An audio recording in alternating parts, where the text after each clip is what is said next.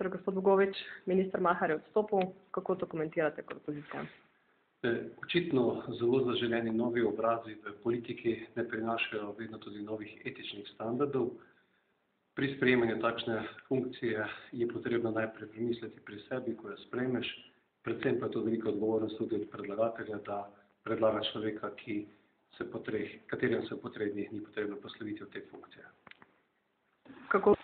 Sam sem komentiral že to, da ni v redu, da se do zadnje ure ni vedel, kakšen bo sestav vlade in očitno je to eno tistih ministerskih mest, za katerega smo najpozneje izvedeli za ime in so tudi že prve težave.